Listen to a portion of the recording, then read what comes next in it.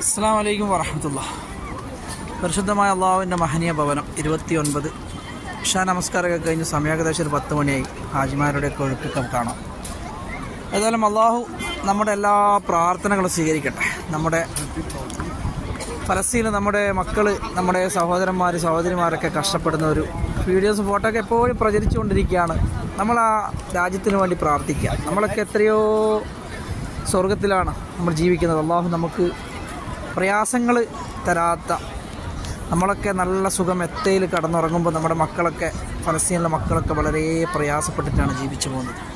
അതുകൊണ്ട് രാജ്യത്തിന് വേണ്ടി പ്രാർത്ഥിക്കുക. ശത്രുക്കളുടെ ഇടയിൽ നിന്ന് രക്ഷ കൊടുക്കാൻ വേണ്ടി ദുആ ചെയ്യുക. ശത്രുക്കൾക്ക് ഹിദായത്ത് കൊടുക്കാൻ വേണ്ടി ദുആ ചെയ്യുക. അവർക്ക് എപ്പോഴും പ്രാർത്ഥിക്കുക. ആ മക്കളുടെയൊക്കെ ദയനീയമായ അവസ്ഥ, നമ്മുടെ മക്കളെയൊക്കെ നിങ്ങളൊന്ന് കണ്ണിലോട്ട് കണ്ടു നോക്കുക. ഏതായാലും അള്ളാഹു നല്ല ഹൈറായ ഒരു രാത്രി നിങ്ങൾക്ക് നൽകട്ടെ. അസ്സലാമു അലൈക്കും വറഹ്മത്തുള്ളാഹി.